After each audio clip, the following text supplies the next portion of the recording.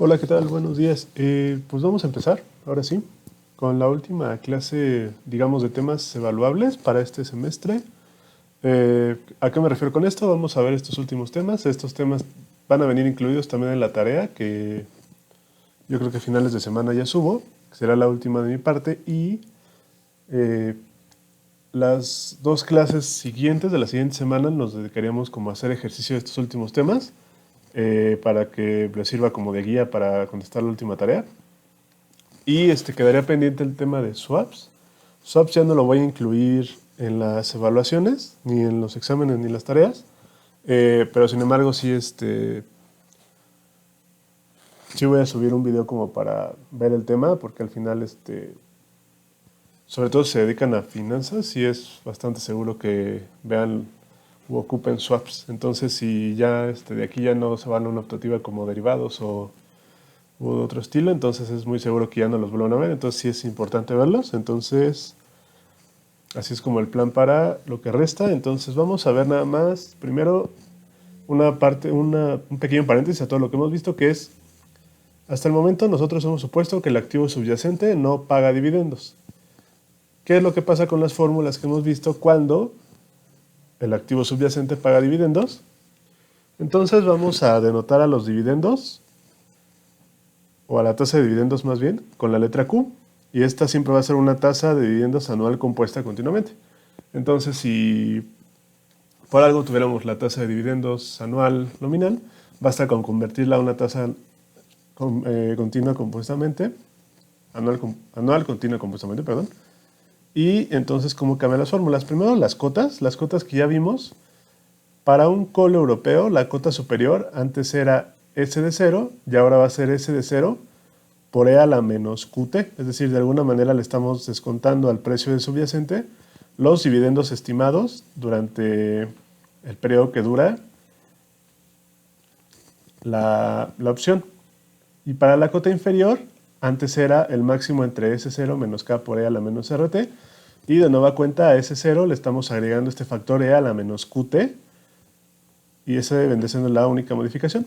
Y para la PUD europea, la cota superior se queda exactamente igual, es K por E a la menos RT.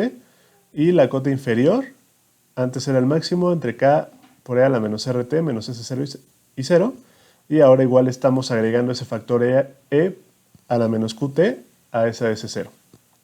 ¿Se dan cuenta? Son cambios en realidad mínimos. Básicamente a todo lo que tenga S0 le agregamos o lo multiplicamos por ese factor E a la menos QT para descontarle de alguna manera los dividendos que se proyectan para ese periodo de 0 a t grande. La paridad put-call, de una manera similar, anteriormente era C menos P igual a S0 menos K por E a la menos RT, incluyendo la tasa de dividendos, queda C menos P igual a S0 por E a la menos QT menos K por E a la menos RT. Para los árboles binomiales, aquí lo que cambia son las fórmulas de P. Y ahorita pasamos con UI de P. Antes era igual a E a la R delta T menos D entre U menos D. Ahora E lo tenemos que elevar a la diferencia entre las tasas libre de riesgo y la tasa de dividendos. Es decir, P va a ser igual a E a la R menos Q delta T menos D entre U menos D. Y ahora, ¿cómo van a cambiar U y D? Si nosotros ocupamos la fórmula que solamente tiene la desviación estándar, no va a cambiar la fórmula. Si nosotros ocupamos la fórmula que incluíamos a la media, como va a cambiar la fórmula es esa U, si se dan cuenta antes, esa U que donde nosotros incluíamos a la tasa libre de riesgo era E a la R delta T menos sigma raíz de delta T. Ahora esta U la vamos a calcular como E a la R menos Q, aquí es una Q, perdón, delta T más sigma raíz de delta T. Y esta D, ocupando también la media, va a ser E a la R menos Q, igual, y va una Q, no una D, delta T menos sigma raíz de delta T. Entonces se dan cuenta, es ahora en lugar de elevar a la R, es decir, la tasa libre de riesgo, la exponencial, lo tenemos que elevar a la diferencia entre las tasas, a R menos Q. Y para la fórmula de Black-Scholes también hay un cambio bastante moderado, y es Anteriormente, la fórmula del call, recordemos, para calcular el valor de un call a tiempo t minúscula era S de t por n de d1 menos k por e a la menos rt menos t n de 2. Ahora, ¿cómo vamos a incluir la tasa de dividendos? Similarmente a lo que vimos en la lámina anterior, la tasa de dividendos va a estar acompañando al precio del subyacente, es decir, el valor del call a tiempo t va a estar dado por S de t por e a la menos q por t menos t, por n de d1 menos q por e a la menos rt menos t n de 2. Y de una manera análoga, el valor del put a tiempo t va a estar dado por k por e a la menos rt menos t por n de menos d2 menos s de t, y aquí es donde vamos a incluir este factor, e a la menos q t menos t n de menos d1. Y también va a haber una ligera modificación para cómo calculamos d1 y d2. Esta parte se mantiene igual, es logaritmo natural de s de t sobre k más, aquí en lugar de ser r más sigma cuadrada entre 2, va a ser r menos q más sigma cuadrada entre 2 por t menos t entre sigma entre por t menos t, raíz de t menos t. Y para d2 la modificación va a ser bastante similar. Va a ser logaritmo natural de s de t sobre k más, aquí antes era r menos sigma cuadrada sobre 2, se agrega una menos q por t menos t entre sigma raíz de t menos t. Entonces, si se dan cuenta, en realidad lo que cambia las fórmulas es bastante marginal, solamente es una inclusión como bastante moderada de esta tasa de dividendos. Pero también es muy importante distinguir cuando un activo subyacente tiene una tasa de dividendos o no. ¿Por qué? Porque recuerden, los dividendos al final vamos a recibir flujos futuros que de alguna manera tienen que ser descontados en el precio del subyacente. Ahora, el último tema de las opciones, y de hecho esto va a ser una introducción, porque este tema es muy amplio y de hecho es bastante interesante, pero al final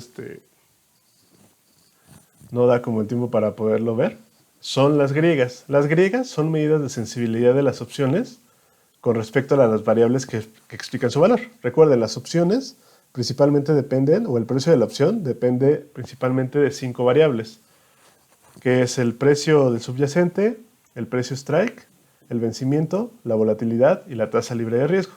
Ahora, nosotros ya encontramos una fórmula en la cual podemos calcular el valor de esa opción a partir de esas 5 variables, que es la fórmula de Black-Scholes. Ahora, dado esto, nosotros podemos encontrar la sensibilidad de ese valor de esa opción dada cada una de las variables. Entonces, para el día de hoy, como manera de introducción, repito, solo vamos a ver algunas de las principales griegas que se ocupan, pero en realidad hay mucho más y las que vamos a ver son de primer orden. Ahorita vamos a ver por qué se llaman de primer orden. La primera que vamos a ver es la delta. La delta la vamos a definir como la sensibilidad del valor de la opción por variaciones en el precio del subyacente. Y la delta no va a ser más que la derivada parcial del valor de la opción con respecto al precio del subyacente. Es decir, para un call, esta delta va a ser igual a la derivada de C con respecto a S, y para un put va a ser la derivada de P con respecto a S. Conozco el valor de C, conozco el valor de P por la fórmula de Black-Scholes. Entonces, ahora con estas griegas pasa algo muy curioso. Si ustedes les dijeran a una persona que apenas está aprendiendo a derivar, ¿cómo se deriva esta fórmula de acá con respecto a S de t? Pues lo primero que haría sería, pues esto no tiene S de t, esto es una constante, la derivada de esto es 0. Y este tiene S de t por una constante, la derivada de esto es la constante, es decir, la derivada quedaría n de d1. Pero sabemos que dentro de esta d1 hay también un término con S de t. Entonces, en teoría, la derivada no tendría que ser tan directa. Sin embargo, por cosas, después de hacer mucha talacha y por cosas que pasan, en realidad sí, la derivada de esta expresión con respecto a S de t sí me va a quedar como n de d1. Y pasa algo bastante similar para el put. La derivada con respecto a S de p me va a quedar menos n de menos d1. Entonces, si se dan cuenta, la delta está definida en términos de la función de distribución de esa normal estándar. Una observación bastante importante. La delta de un call, es decir, n de d1, Dado que es una función de distribución, su valor va a estar entre 0 y 1. Y en particular, su valor siempre va a ser positivo, o mayor o igual que 0, más bien.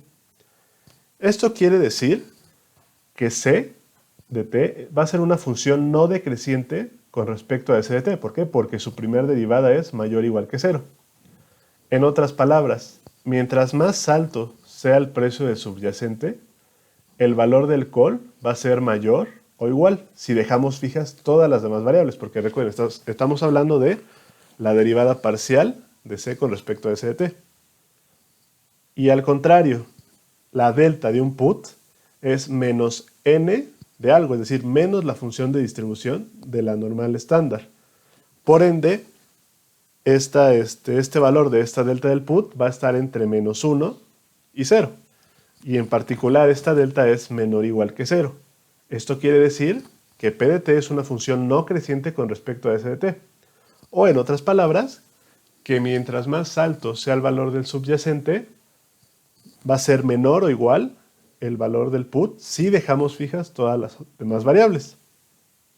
¿Cómo lo podemos ver? Imagínense que vamos a evaluar un call y un put europeos a tiempo cero con las siguientes características. El precio strike es de 25, el vencimiento es un año, la tasa libre de riesgo es del 10% y la desviación estándar, la volatilidad es del 20%. Ahora, dado eso, yo voy a evaluar mi call y mi put con diferentes precios a tiempo cero. Y es justo lo que estoy graficando aquí. Voy a abarcar desde precio de S0 igual a 0 hasta S0 igual a 50. Entonces, si se dan cuenta, para el call, que es la línea azul, conforme el valor del subyacente, es decir, de S0 empieza a aumentar, el valor del call o la prima del call también empieza a aumentar. A mayor precio del subyacente, mayor el valor del call. ¿Por qué está pasando esto? Piénsenlo de esta manera. Quedamos que cuando tú eres la parte larga de un call, a ti te conviene que el precio se vaya lo más alto posible, porque eso, si acabas a vencimiento con el valor, con el precio del subyacente muy arriba, seguramente vas a ejercer la opción. Dado esto, conforme más grande se haga este precio, mayor segura va a ser la apuesta y mayor tiene que valer el call. Y con el put pasa lo contrario. Con el put quedamos que a ti te conviene que el precio del subyacente se haga lo más pequeño posible. Entonces, a menor precio del subyacente, mayor va a ser la prima de este put. Así es como se ve, o más bien, a partir de esta delta podemos nosotros derivar esto. Ahora, esta relación, nosotros ahorita lo vimos para tiempo igual a 0. Pero si se dan cuenta, la delta también está definida en términos del valor de la opción a tiempo t. Esto quiere decir que si yo tengo un call o una put y lo evalúo en cualquier parte del tiempo, si todas las demás características son las mismas de esta opción, pero lo que varía son los precios, esto se va a respetar en cada paso del tiempo. Entonces lo que estoy haciendo aquí es, imagínense que quedamos que este call vencía en un año. Estoy dividiendo este año en intervalos de un día. Entonces, vamos a suponer que tenemos dos subyacentes, el subyacente 1, que es la línea azul, y el subyacente 2, que es la línea roja. Ambos empiezan en 24 y voy a pactar opciones call con las mismas características, es decir, con el precio strike igual a 25, con el vencimiento igual a un año, con tasa libre de riesgo igual al 10% y con la volatilidad del 20%. Todo eso lo comparten, pero como son dos activos subyacentes, el comportamiento de su precio durante ese año obviamente va a variar. Entonces, si nos damos cuenta, los dos empiezan en 24 y lo que pasa es que durante gran parte del tiempo el precio del subyacente 2 siempre se mantiene por encima del precio del subyacente 1. Casi en la parte final, estos se cruzan y el subyacente 2 está por debajo del 1, pero ya para el vencimiento se vuelven a poner como empezaron, el precio del subyacente 2 por encima del precio del subyacente 1. Esto lo que estoy haciendo es, ya que tengo estos subyacentes a diferentes tiempos t minúscula, estoy obteniendo el precio del call a lo largo del tiempo. Entonces, si se dan cuenta, es justo lo que platicamos. el precio del subyacente 2 siempre es, durante la mayor parte del tiempo, siempre está por arriba del precio del subyacente 1. Y esto se ve reflejado en el valor del call a través del tiempo. Porque esa relación se va a respetar en cada tiempo t. Entonces, si se dan cuenta, las dos opciones empiezan valiendo lo mismo. ¿Por qué? Porque los dos precios son iguales y todo lo demás se queda igual. Pero a raíz que el precio del subyacente 2 empieza a subir, a separarse más bien del precio del subyacente 1, el valor del call sobre el subyacente 2 se empieza a separar del valor del call sobre el subyacente 1. Entonces, si se dan cuenta, al final quedamos que para un call el largo, el escenario favorable es que el precio esté por encima del strike, que es 25. Al final, los dos precios acaban por encima del strike. Pero, justamente, dado que el precio del subyacente 2 es todavía mayor, el call sobre el subyacente 2 es mayor. Entonces, si se dan cuenta, aquí se ve esta relación directa que estábamos platicando. Luego, viéndonos desde el lado del put. Quedamos que la relación es inversa en el put. A mayor precio del subyacente, menor el valor del put. Aquí estamos haciendo exactamente lo mismo. Estoy graficando otra vez los precios del subyacente 1 y 2 y ahora voy a pactar un put con las mismas características, es decir, precio strike de 25, vencimiento un año, tasa libre de riesgo del 10% y volatilidad del 20%. Y los dos precios van a empezar en 24. Si se dan cuenta, aquí lo que pasa es diferente. El precio del subyacente 2, quedamos que la mayor parte del tiempo es mayor que el precio del subyacente 1 y por ende, a lo largo del tiempo, el precio del el put sobre el subyacente 2, que es la línea roja, siempre se mantiene menor que el valor, o más bien que el put sobre el subyacente 1. Ahora, como ya habíamos quedado, si tú tienes una posición larga en un put, el evento favorable es que que el precio esté por debajo del precio strike. Aquí quedamos que esto estaba pasando al contrario, que se va por arriba.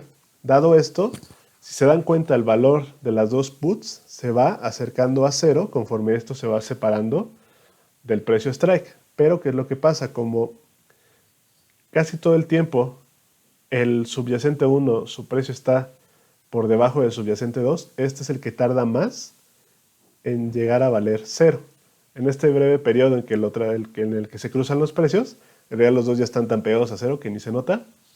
Pero si se dan cuenta es otro ejemplo de cómo a lo largo del tiempo esta relación se respeta. Si tienes dos subyacentes y uno tiene un mayor precio que el otro, entonces para un put, el valor del put va a ser menor para el que tiene el mayor precio. Ahora también es importante decir que la delta normalmente se va a expresar en términos absolutos de porcentaje, es decir, la delta de un call puede ir de 0 a 100%, sabemos que el valor de la delta va de 0 a 1, y también la delta de un put puede ir de 0 a 100%, aunque aquí implícitamente se entiende que al 100% como una delta de menos 1. Sabemos que la delta del put va de menos 1 a 0, pero como ya estamos hablando de un put, ya implícitamente estamos poniendo ese signo negativo en esta notación. Y obviamente, como definimos, mientras más alta sea la delta, en términos absolutos, es decir, mientras más cercano esté a 1 o a menos 1, dependiendo si es un call o un put, mayor sensibilidad va a tener el precio de la opción a los movimientos en el precio del subyacente. ¿Qué quiero decir? Una delta del 0% me va a indicar que el precio de la opción no va a responder a los cambios en el precio del subyacente. Y al contrario, el escenario contrario, una delta igual a 100%, es decir, una delta igual a 1 para un call o igual a menos 1 para un put, me va a decir que el precio de la opción tiene una relación 1 a 1 con los cambios en el precio del subyacente. Es decir, en un call largo, si yo tengo una delta del 100%, quiere decir que si el precio del subyacente aumenta una unidad, el valor de mi opción va a aumentar una unidad. Si en un put yo tengo una delta del 100%, quiere decir que si el precio del subyacente aumenta en 1, el valor del put va a disminuir en 1, porque es una relación inversa. ¿Para qué me sirve saber esto?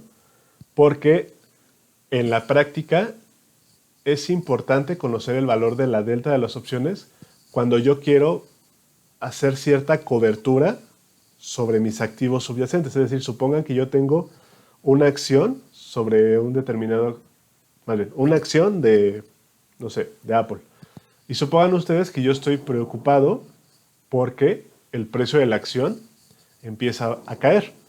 Yo quiero cubrir esa acción, es decir, no quiero vender la acción, pero quiero comprar un activo subyacente que me ayude a que esas caídas en el precio no se reflejen tanto en mi portafolio.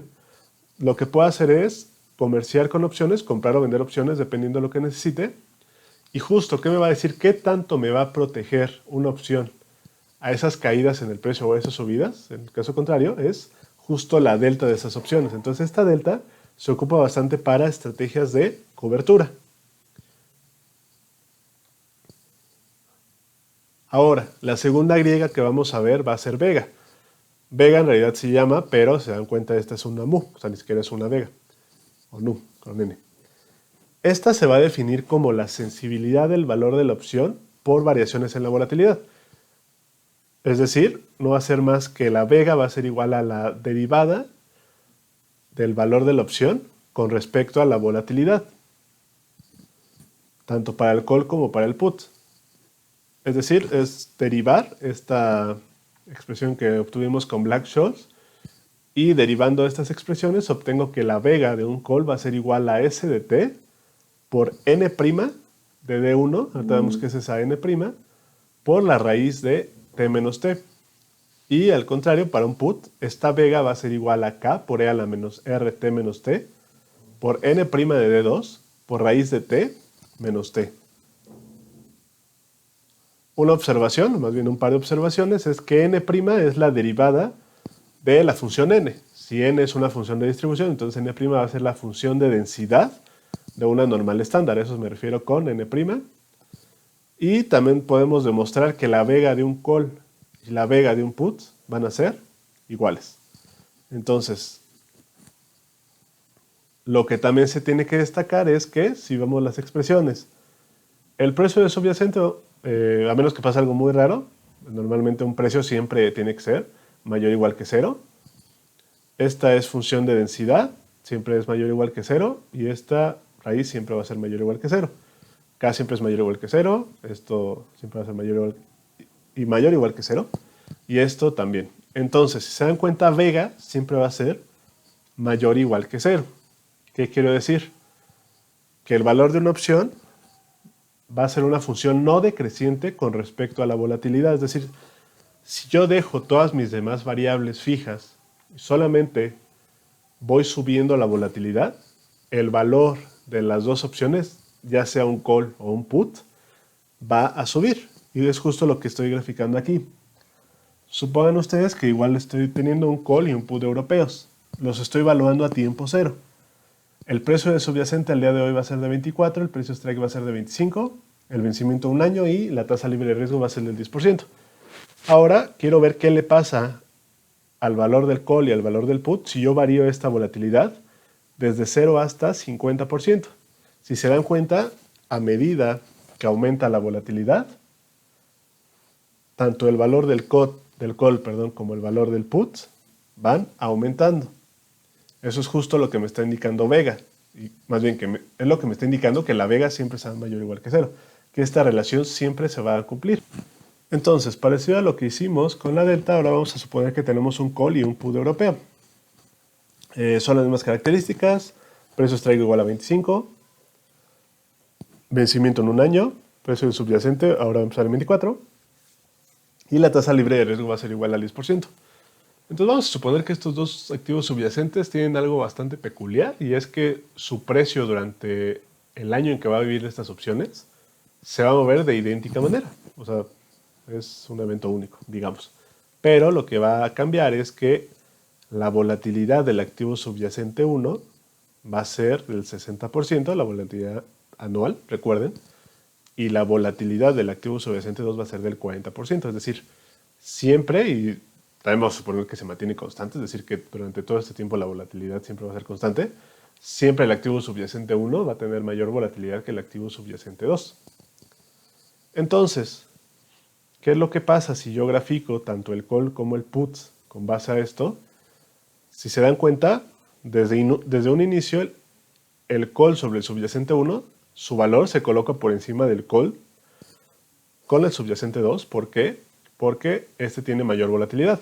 Y dado que esta relación se respeta en el tiempo, siempre el valor del call va a ser del call sobre el subyacente 1 va a ser mayor que el call sobre el subyacente 2. Y lo mismo pasa con el put. Recuerden, esta relación aplica para los dos. A mayor volatilidad, mayor valor de la opción. ¿Cómo podemos interpretar esto? Chequen en el call. Quedamos que el escenario favorable de un call largo es cuando el precio del subyacente se ubica por encima del precio strike. Si se dan cuenta, ¿qué es lo que le pasa al precio de estos activos subyacentes? A medida que va pasando el tiempo, de hecho, más bien todo el tiempo se mantiene por debajo de ese precio strike. Y más aún, a medida que va pasando el tiempo, esto va cayendo y se va alejando más del precio strike. Entonces, si se dan cuenta, dado este comportamiento del precio, el valor de los dos calls va, de por sí empieza bajo y se mantiene bajo, pero dado que el subyacente 1 tiene mayor volatilidad, este tarda más en llegar su valor a cero. Imagínense, o una explicación bastante sencilla sería, si tú tienes dos activos subyacentes, ¿cuál tendría más probabilidad de pegar un salto grande para poder alcanzar este precio strike? Obviamente el que tiene la mayor volatilidad.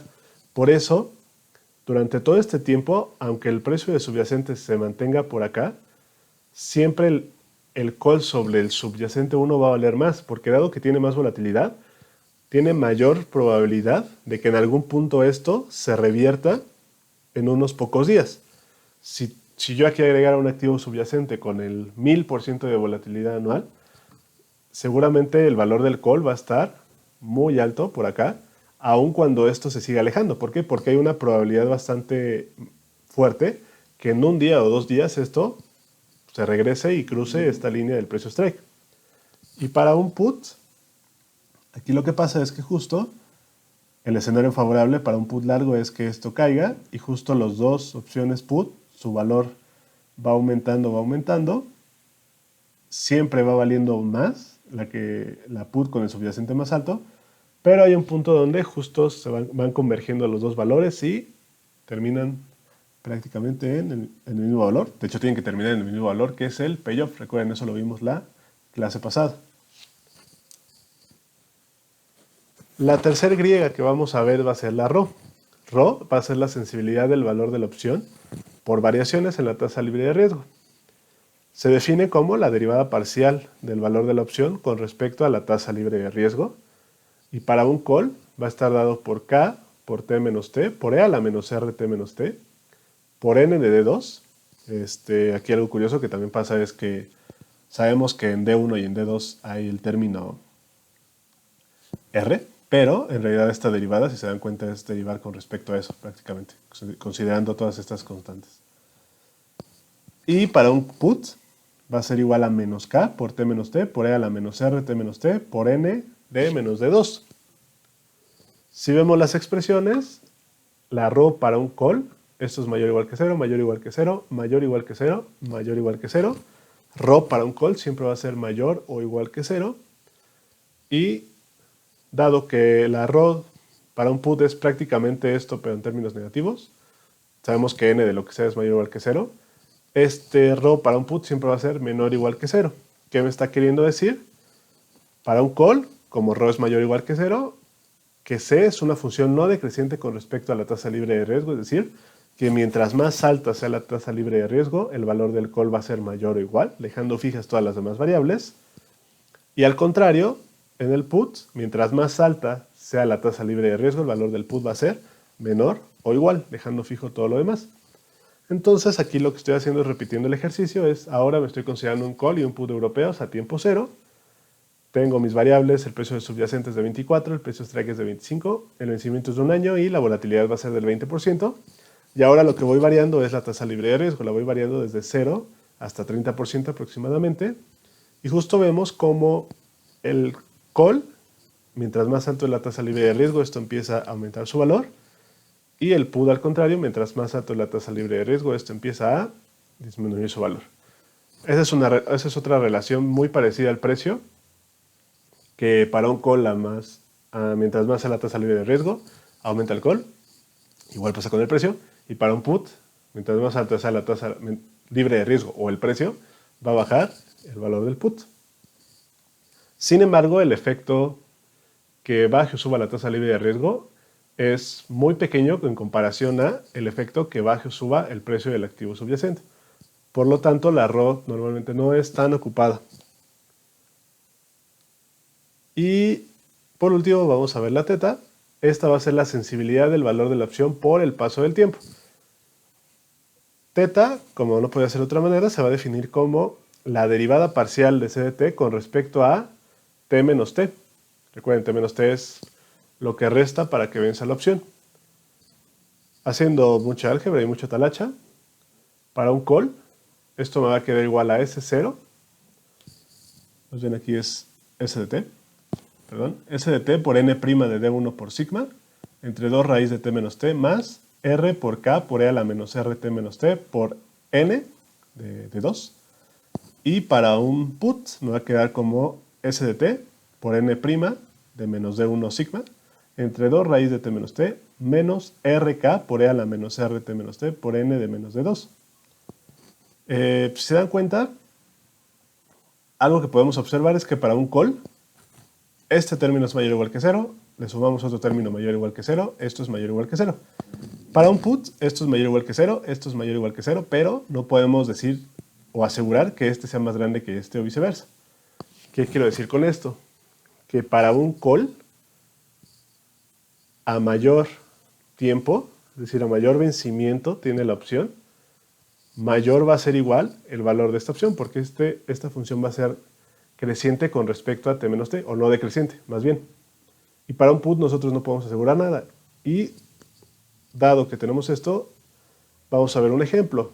Mantengo mis mismas variables, el precio de subyacente va a ser igual a 24, el precio strike igual a 25, la volatilidad igual a 20% y la tasa libre de riesgo igual al 10%. Ahora lo que voy a variar es el vencimiento de la opción, lo estoy evaluando a tiempo cero. Si se dan cuenta, conforme más avanza el tiempo del vencimiento de la opción, el valor del call empieza a aumentar. Sin embargo, mientras más pasa el tiempo del vencimiento, el valor del put en este momento aumenta, pero en algún punto empieza a disminuir. Es un claro indicador que con esto de acá no podemos asegurar si la función es creciente o decreciente, en realidad va a variar. Lo que sí sabemos es, como ya lo platicamos en la clase pasada, es que conforme más nos acerquemos al vencimiento en una opción, siempre el valor va a converger hacia el payoff de la misma. Y nada más una advertencia es que todo esto lo hemos estado viendo sin considerar dividendos. Cuando consideramos dividendos, todas las demás relaciones que habíamos visto se mantienen. O sea, obviamente las fórmulas se modifican un poco, pero la relación de funciones crecientes o no decrecientes o crecientes se mantiene. Pero en este caso de la teta, cuando el activo subyacente paga dividendos, la fórmula obviamente va a ser diferente, pero dado esta diferencia de la fórmula, básicamente aquí le vamos a agregar un menos Q por algo y menos Q por algo. Y dado esto ya no podemos asegurar nada ni para el valor del call, porque ya no podemos asegurar que esto siempre va a ser mayor o igual que 0. Entonces cuando metemos dividendos a esto, tanto el call como el put, no podemos asegurar nada y la función puede ser a veces no decreciente y a veces no creciente. Y la bibliografía ya la conocían, espero que lo estén ocupando. Y entonces eso sería todo. Insisto, o repito, todo de temas evaluables. Sería todo por esta semana. Yo creo que al finalizar la semana les voy dejando la tarea, ya sería mi tarea final. Obviamente la tarea va a venir sobre árboles binomiales y sobre Black-Scholes, incluso algo de gregas. Los próximos videos que suba la siguiente semana van a estar enfocados en ejercicios que les ayuden a resolver esta tarea. Y como les comento, sí voy a subir un video de swaps. Eso ya no se va a considerar para la evaluación, es nada más como para, por si quieren saber qué es un swap o por si lo llegan a ocupar, lo vean. Pero en realidad eso ya no se va a evaluar ni en la tarea ni en el examen. Entonces, ¿qué resta? Si se dan cuenta, de tarea ya solo resta esta, resta el proyecto final y resta el último examen. Entonces ya estamos a punto ahora sí de terminar. Y pues nada, muchas gracias por su atención y nos estamos escuchando. Gracias.